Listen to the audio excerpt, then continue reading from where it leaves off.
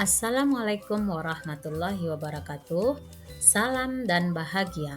Saya Tensi Suwarni SPDI CGP Angkatan 8 SDN 09 PPA Kota Solo, Sumatera Barat akan memaparkan penyebaran, pemahaman, dan penerapan budaya positif aksi nyata modul 1.4. Fasilitator saya adalah Ibu Agustina, sedangkan pengajar praktik saya adalah Ibu Gus Fitri. Selamat menyimak. Latar belakang dalam rangka menumbuhkan dan menerapkan budaya positif di sekolah, pada murid di sekolah, serta menciptakan iklim sekolah yang nyaman dan kondusif. Budaya positif harus diterapkan oleh guru dan siswa sehingga terwujud visi sekolah.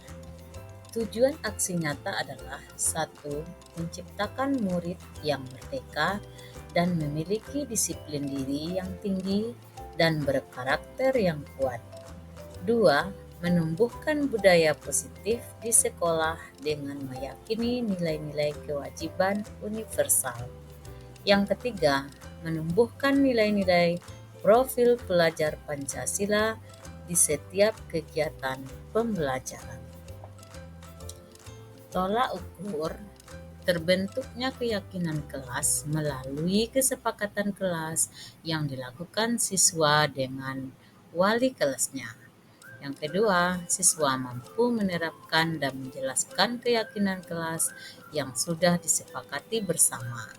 Yang ketiga, mengaplikasikan nilai-nilai profil pelajar Pancasila secara sadar dan kontinu dalam proses pembelajaran. Lini masa tindakan: berkoordinasi dengan kepala sekolah tentang penerapan budaya positif di kelas dan meminta izin untuk mendesiminasikan kepada rekan guru di sekolah. Yang kedua, melakukan desiminasi semua rekan guru di sekolah. Yang ketiga, membuat keyakinan kelas bersama siswa.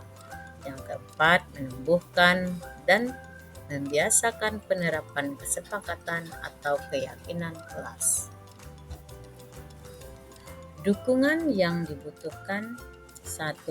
Dukungan dari kepala sekolah, rekan guru, dan tenaga kependidikan, serta murid agar rencana tindakan yang telah disusun bisa dilaksanakan secara lancar dan menyeluruh. Yang kedua, sarana dan prasarana yang mendukung untuk menumbuhkan budaya positif di sekolah. Yang ketiga, dukungan dari orang tua siswa dalam menumbuhkan budaya positif di rumah.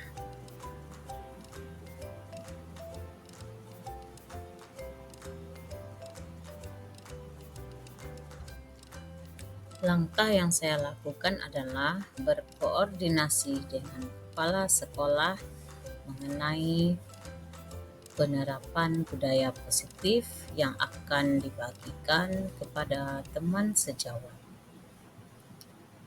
Setelah itu, berkoordinasi tentang membuat keyakinan kelas yang akan diterapkan oleh siswa kelas 1.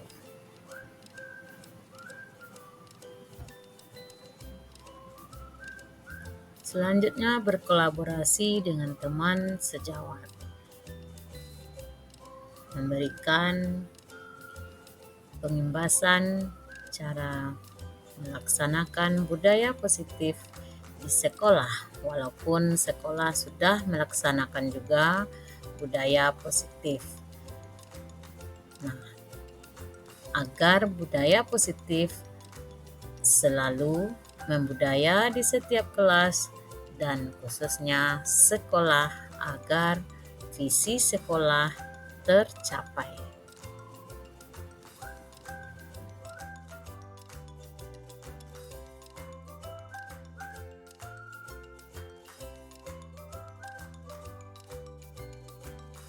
Inilah dokumentasi mengenai keyakinan kelas di 1A.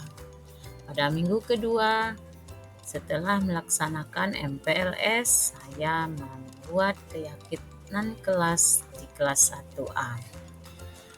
Nah, karena murid saya belum bisa menulis dan mengeluarkan ide-ide, maka saya melalui cerita anak-anak saya membuat keyakinan kelas dengan cara membuat gambar senyum jika mereka setuju dan membuat gambar cemberut jika mereka tidak setuju.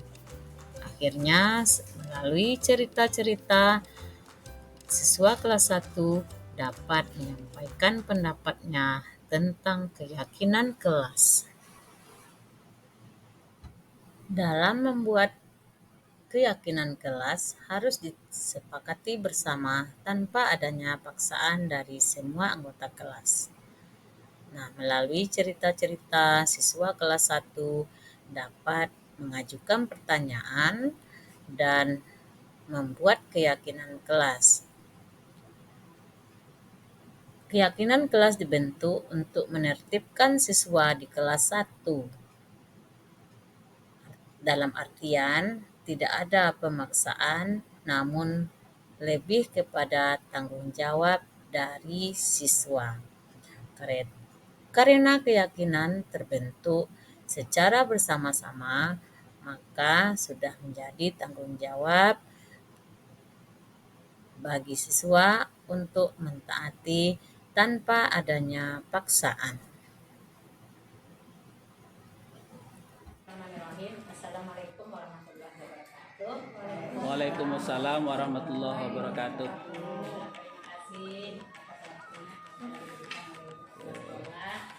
Serius yang sudah hadir pada hari ini.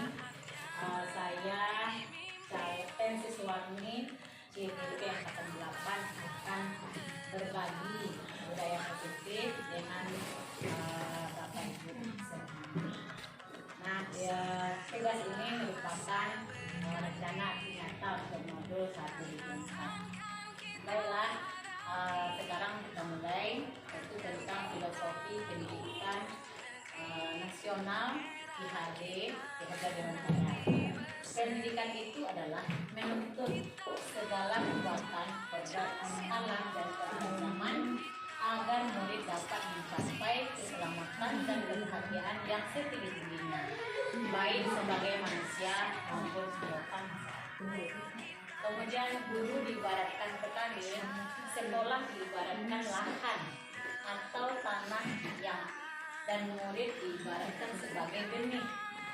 Nah, guru di sini sebagai petani, yaitu guru bagaimana berusaha menanam bibit-bibitnya ini agar tumbuh dan disemai di tempat tanah yang subur, di mana petani ini akan memberikan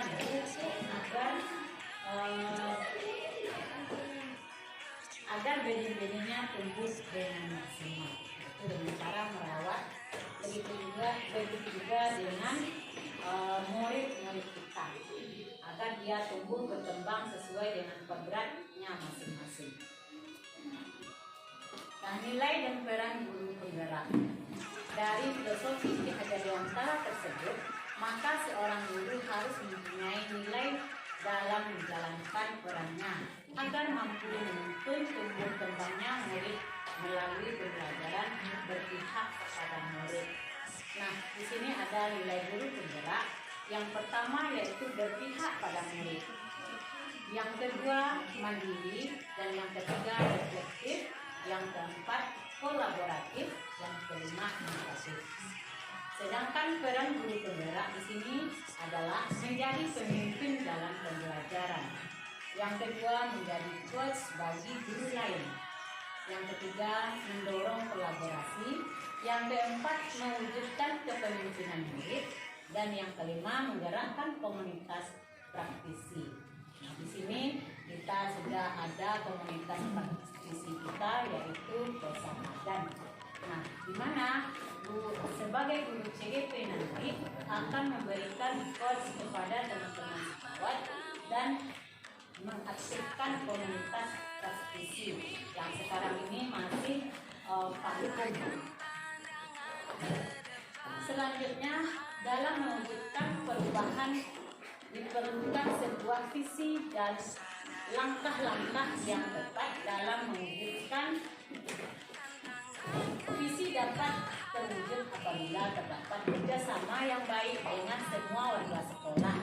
Oleh karena itu, dalam mewujudkan visi diperlukan langkah konkret menggunakan metode inquiry apresiatif, yaitu bisa dengan tahapan bagja.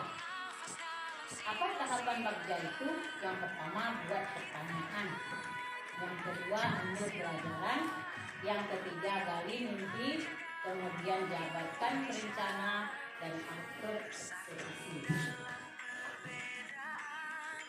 Selanjutnya, budaya positif. Dengan adanya penerapan tahapan bagja, akan tumbuh kebiasaan-kebiasaan positif di sekolah yang kita kenal dengan budaya positif. Budaya positif akan menimbulkan rasa aman dan nyaman yang berkarakter disiplin, santun, jujur, peduli, mandiri, dan tanggung jawab.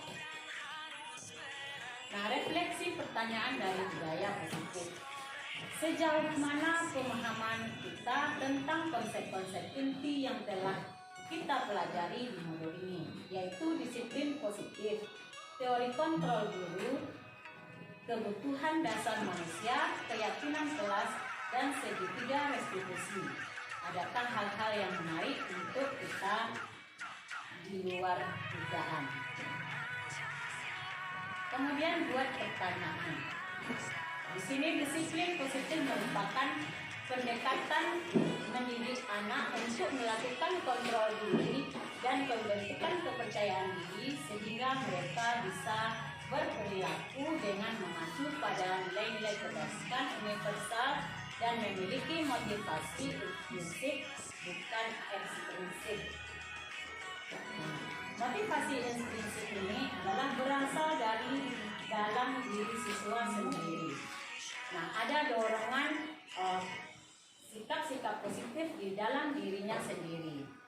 Kita bisa mengontrol orang, kita tidak bisa mengontrol orang lain, kita hanya bisa mengontrol diri kita sendiri. Setiap perilaku memiliki tujuan model berpikir menang-menang, kolaborasi, dan konsensus menciptakan pilihan baru. Realitas atau kebutuhan kita berbeda. Kita berusaha memahami pandangan orang lain tentang dunia. Setiap orang memiliki gambaran yang berbeda.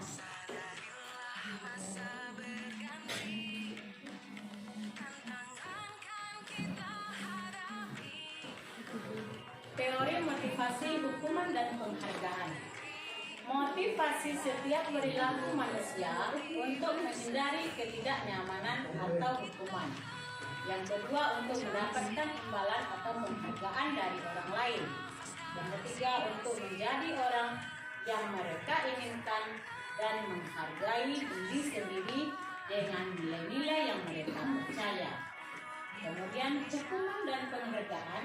Hukuman adalah untuk pengendalian diri, perilaku seseorang yang bersifat memaksa dan menyakitkan sehingga menciptakan identitas yang bakal.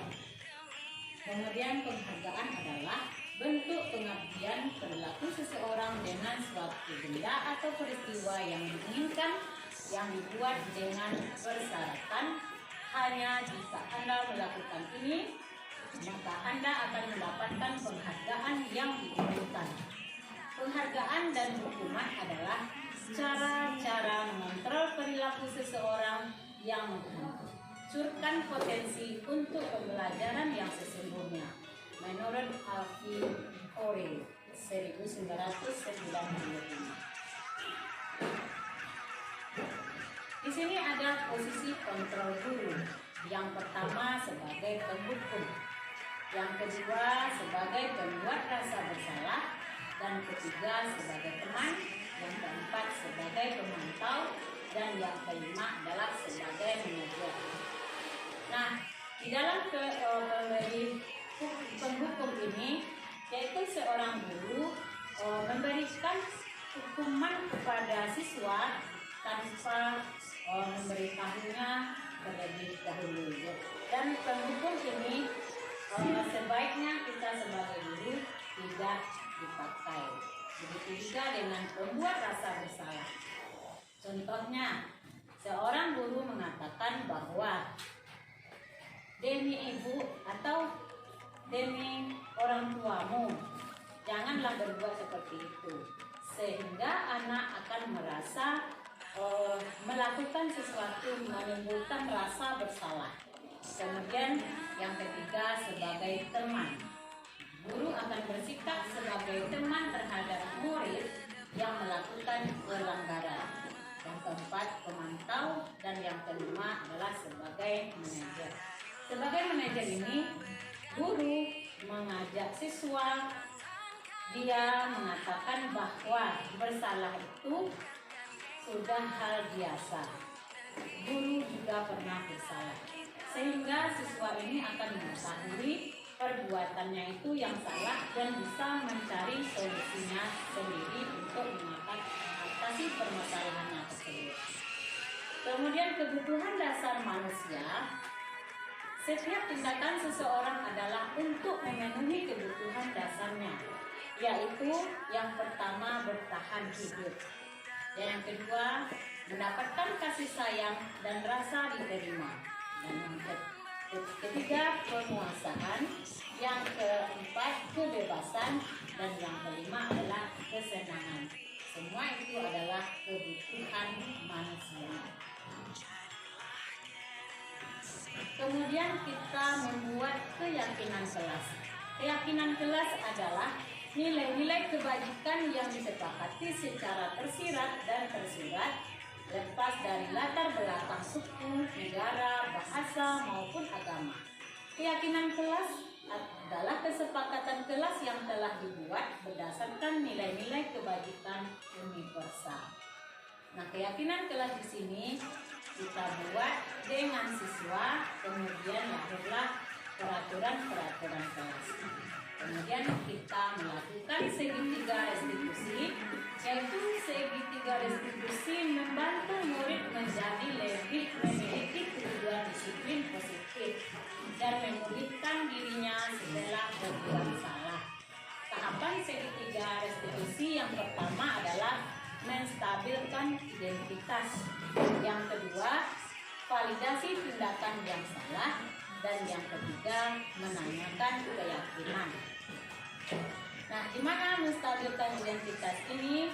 Dia sebagai murid yang telah melakukan kesalahan atau pelanggaran disiplin, seorang guru akan memanggilnya secara pribadi, kemudian memanggilnya secara pribadi, kemudian menanyakan apa tindakannya tersebut. Setelah itu siswa kita akan melakukan keyakinan dirinya, dia tidak akan melakukan pelanggaran atau kesalahan lagi. Kemudian perubahan apa yang terjadi pada cara berpikir kita dalam menciptakan budaya positif di kelas maupun sekolah setelah mempelajari modul ini. Setelah mempelajari modul 1.4 ini, saya sadar bahwa dalam menciptakan budaya positif di kelas atau sekolah perlu perubahan mindset atau cara berpikir guru terlebih dahulu. Di samping itu, keterlibatan murid dalam menyusun keyakinan kelas, mereka juga sangat penting sekali mengadopsi nilai-nilai kebajikan universal yang mereka yakini dapat diwujudkan dengan menumbuhkan motivasi intrinsik yang ada di dalam dirinya sendiri dan bersungguh-sungguh untuk melaksanakannya. Perubahan lain yang terjadi dalam diri saya adalah posisi kontrol saya sebagai guru yang sebelumnya dari penghukum atau pembuat rasa bersalah beralih menjadi manajer. Manajer adalah posisi di mana guru berbuat sesuatu bersama dengan murid, mempersilahkan murid bertanggung jawabkan perilakunya, mendukung murid agar dapat menemukan solusi atas masalahnya sendiri. Cara-cara yang dilakukan manajer ini adalah mengacukan kepada tahapan segitiga restitusi. Terkait penerapan konsep-konsep inti dalam modul budaya positif di lingkup kelas maupun sekolah kita. Pedoman yang pernah saya alami terkait penerapan konsep-konsep inti dalam modul budaya positif adalah ketika saya membuat keyakinan kelas bersama murid-murid saya yang masih berada di kelas 1 belum paham atau mengerti tentang keyakinan kelas. Saat saya meminta anak murid saya untuk mengeluarkan ide-ide mereka dalam membuat keyakinan kelas, banyak di antara mereka yang diam saja. Oleh karena itu, saya harus membuat ilustrasi cerita terlebih dahulu untuk memancing ide-ide mereka. Dan akhirnya keyakinan dapat diwujudkan dan dilaksanakan dengan penuh tanggung jawab. Seperti tadi saya membuat keyakinan kelas, saya bercerita terlebih dahulu, baru siswa kelas 1 bisa menyatakan pendapatnya dengan membuat keyakinan kelas.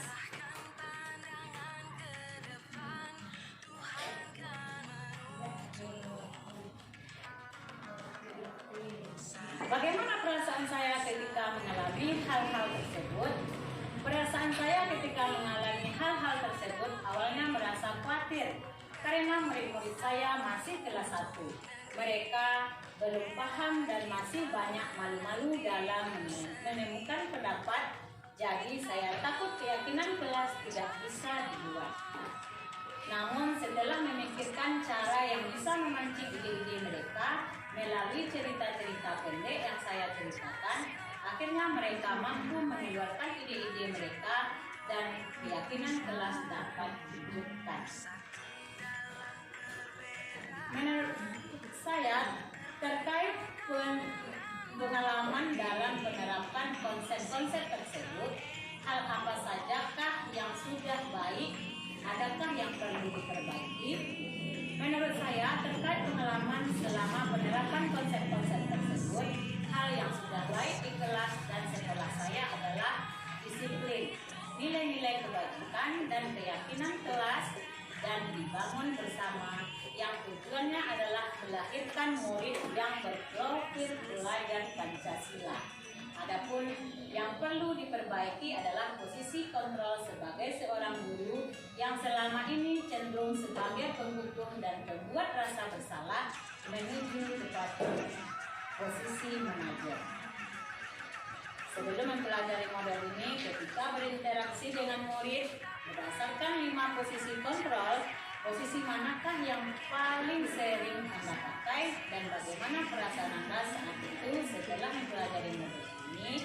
Posisi apa yang Anda pakai dan bagaimana perasaan Anda sekarang? Apa perbedaannya? Sebelum mempelajari model ini, ketika berinteraksi dengan murid, berdasarkan 5 posisi kontrol, posisi yang paling sering saya pakai adalah posisi kontrol sebagai penghukum dan pembuat rasa bersalah. Perasaan saya saat itu adalah merasa benar dengan tindakan saya, namun hasilnya jauh dari harapan dan murid saya malah semakin tidak disiplin. Setelah mempelajari model ini, saya berusaha menggunakan posisi kontrol sebagai manajer. Saat mampu memposisikan diri sebagai manajer dengan penerapan segitiga restitusi, saya merasa senang, bahagia, dan tidak merasa bersalah, serta terbebani karena saya sudah mampu membuat murid saya menyadari perbuatan salahnya tanpa merasa tertekan, takut, dan sakit hati. Mereka betul-betul bertanggung jawab memperbaiki kesalahan yang mereka lakukan. Sebelum mempelajari model ini, manakah Anda terapkan segitiga restitusi ketika menghadapi permasalahan murid Anda? Jika iya, tahap manakah yang Anda praktekkan dan bagaimana Anda mempraktekkannya. Sebelum mempelajari model ini, saya pernah menerapkan salah satu tahapan segitiga restitusi ketika menghadapi permasalahan murid saya, yaitu tahapan validasi tindakan yang salah. Cara saya mempraktekkan dengan menanyakan kepada murid saya kenapa melakukan kesalahan tersebut. Terkadang juga dibarengi dengan nada bicara yang kurang mengenakan bagi murid saya tersebut. Karena saat itu pemahaman saya dalam menangani kasus-kasus yang terjadi di kelas dan sekolah masih dangkal.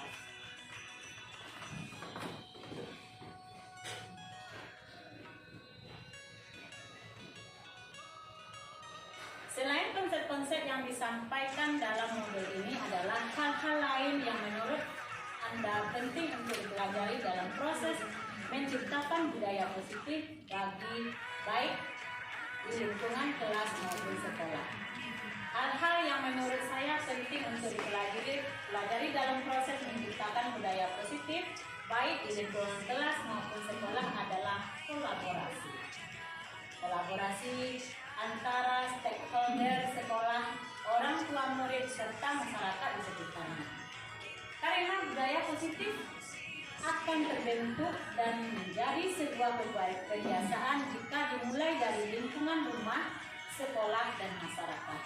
Selain itu, sarana dan prasarana yang memadai akan mampu mewujudkan sekolah yang aman dan nyaman, sehingga proses pembelajaran akan lebih menyenangkan dan juga mampu mewujudkan pembelajaran yang berpihak kepada murid.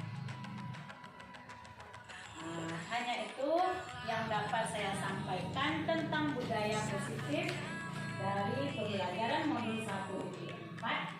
Apakah Bapak Ibu ada tanggapan dan masukannya?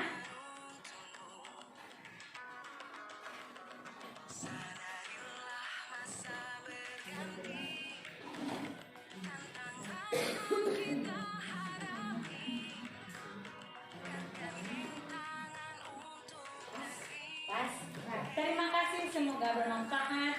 Salam guru penggerak. Tergerak, bergerak, menggerakkan. Salam dan bahagia.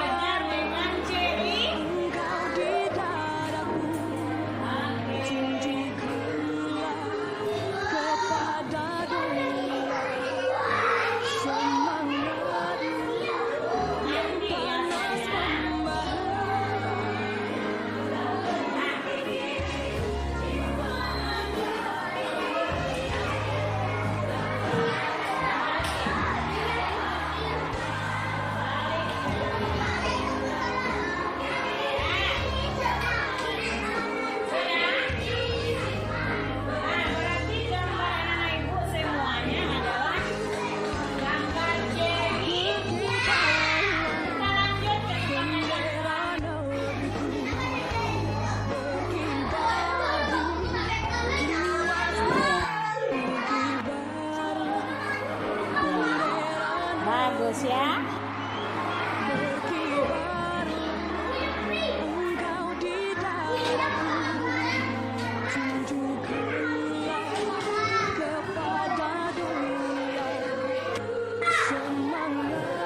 Iya, berarti itu kesepakatan kelas kita. Ayo. Ayo tangkap.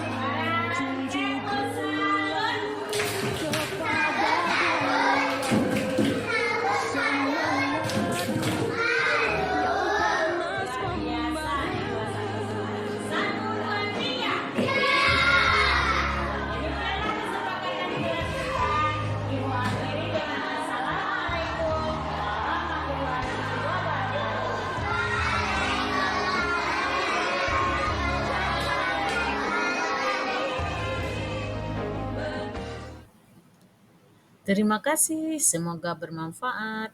Salam dan bahagia. Guru penggerak, tergerak, bergerak, menggerakkan. Saya akhiri.